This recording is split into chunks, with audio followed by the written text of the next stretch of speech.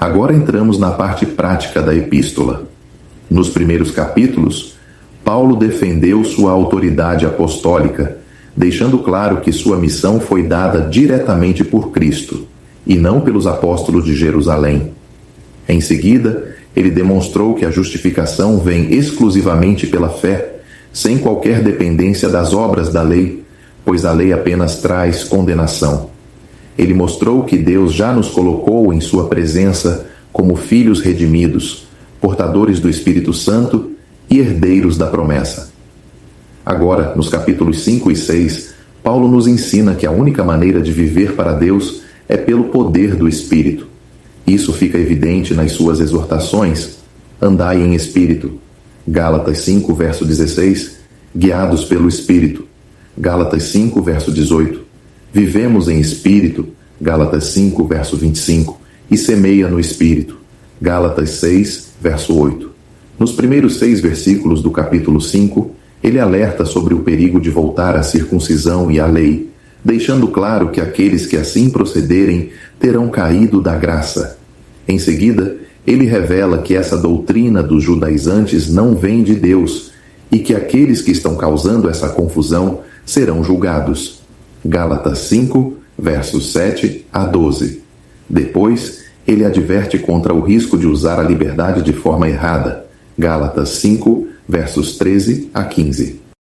No versículo 1, Paulo faz uma grande afirmação que sintetiza toda a epístola. Para a liberdade foi que Cristo nos libertou.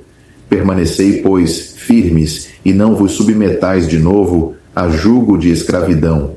Aqui temos 2 partes. A primeira é uma declaração, a segunda um apelo. Cristo nos libertou plenamente, não apenas do castigo e do poder do pecado, mas da maldição da lei.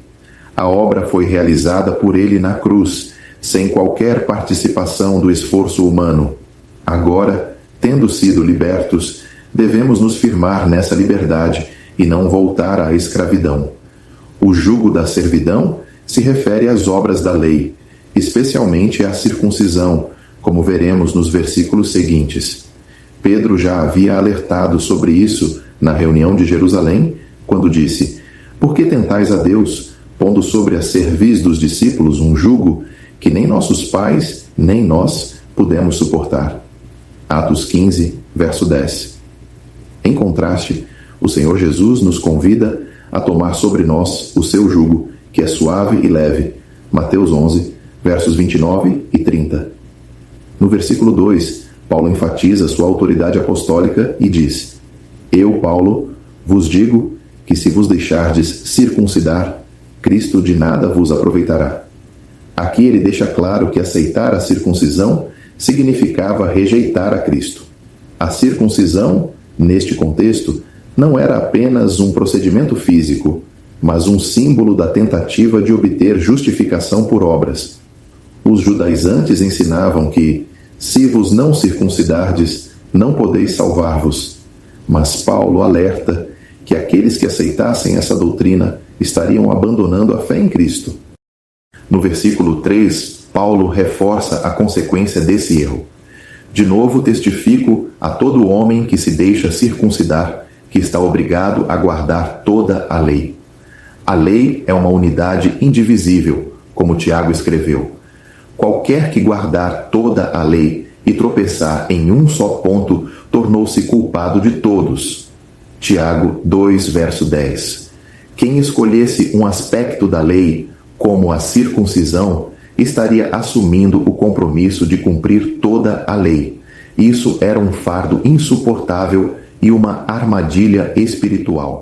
No versículo 4, Paulo é ainda mais direto: separados estais de Cristo, vós, os que vos justificais pela lei, da graça tendes caído. Aqueles que buscavam justificação por meio da lei estavam rejeitando a graça de Deus. Cristo não poderia beneficiá-los, pois a salvação é pela graça ou pelas obras, não por uma mistura das duas. Adicionar qualquer coisa a Cristo é diminuir sua suficiência. Essa verdade se aplica a muitas religiões de hoje, que ensinam que a salvação depende de méritos humanos, rituais e esforços próprios. Paulo não está dizendo que um verdadeiro cristão pode perder a salvação, mas que aqueles que tentam se justificar pela lei demonstram que nunca confiaram inteiramente em Cristo.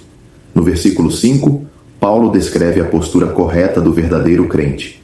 Nós, pelo Espírito da fé, aguardamos a esperança da justiça.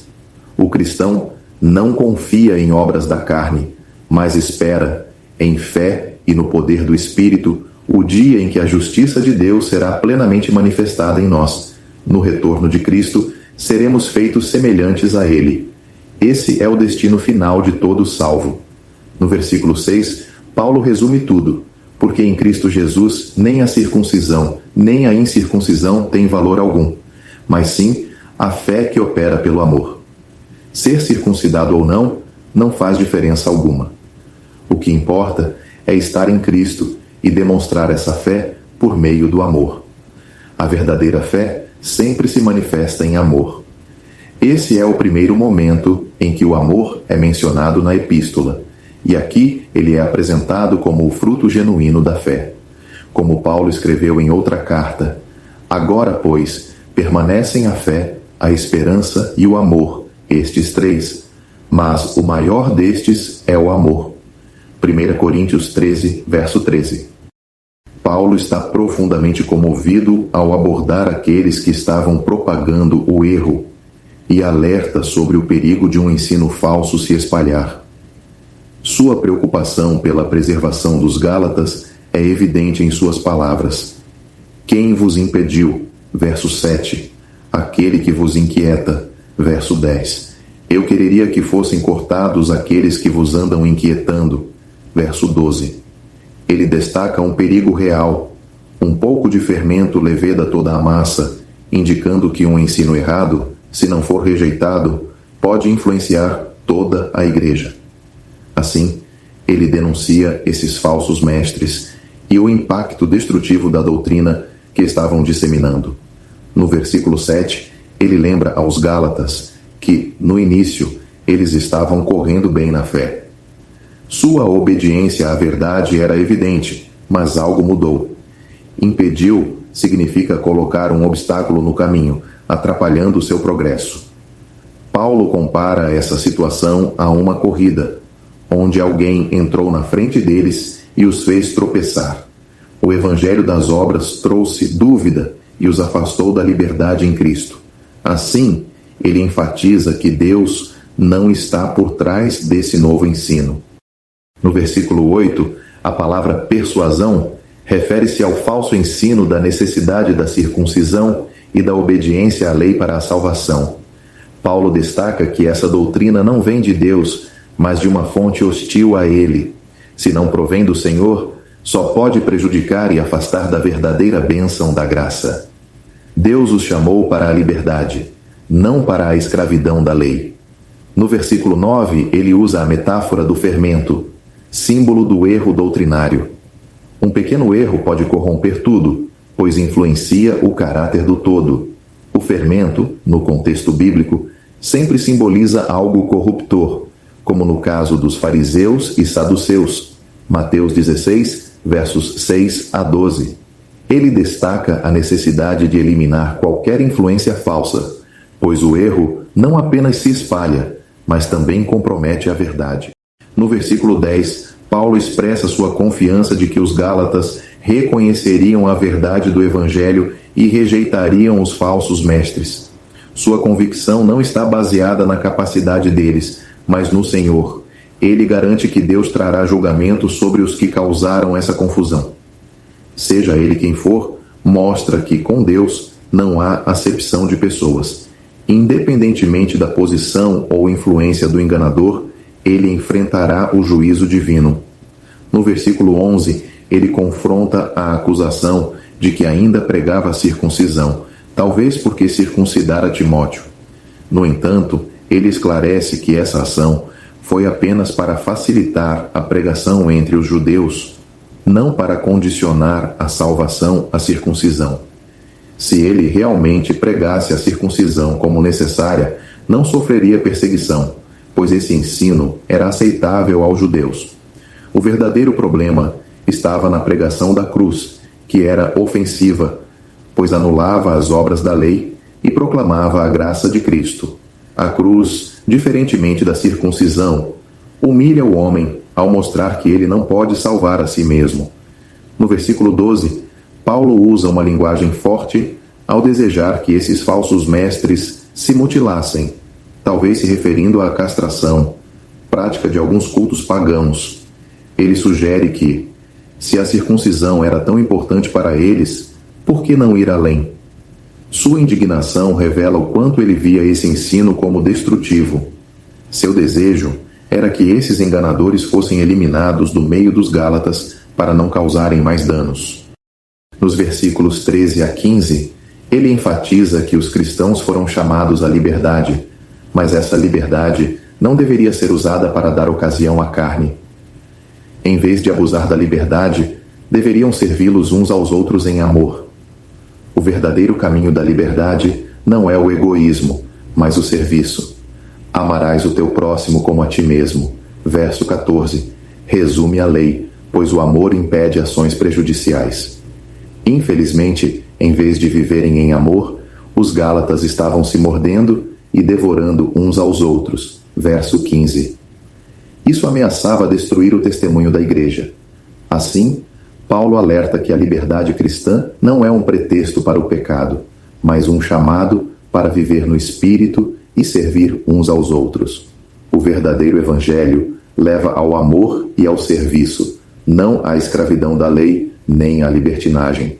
Ele os exorta a permanecerem firmes na verdade, rejeitando qualquer ensino que os leve de volta à servidão da lei.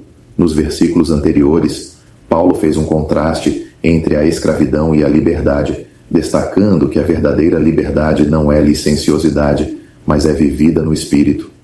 Agora, ele mostra como essa liberdade se manifesta na vida prática. No versículo 16, ele exorta a andar no Espírito.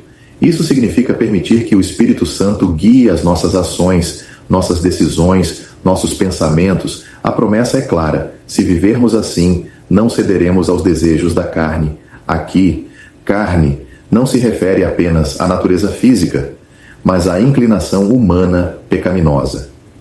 O espírito e a carne estão em oposição constante.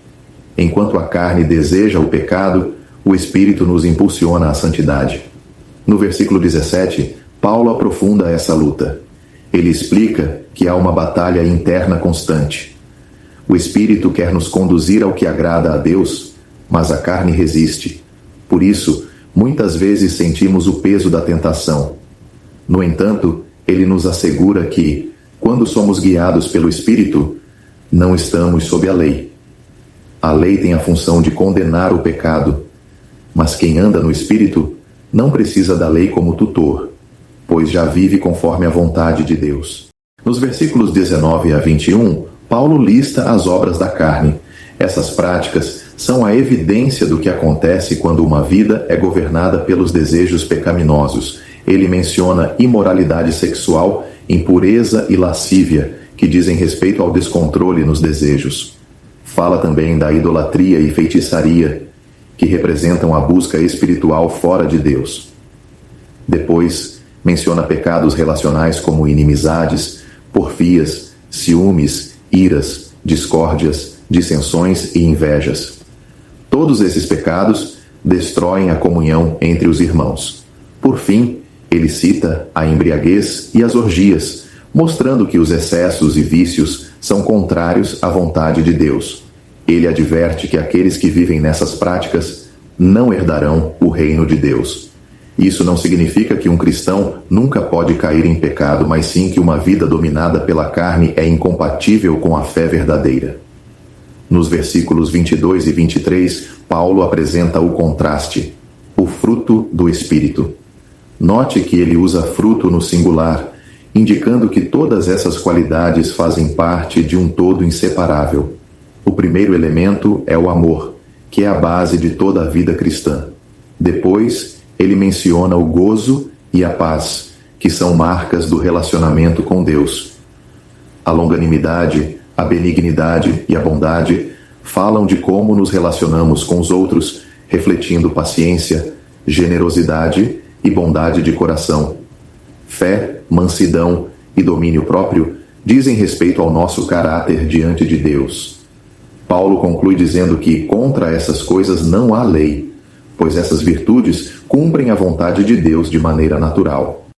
Nos versículos 24 a 26, ele reforça que aqueles que pertencem a Cristo crucificaram a carne, ou seja, abandonaram o domínio do pecado.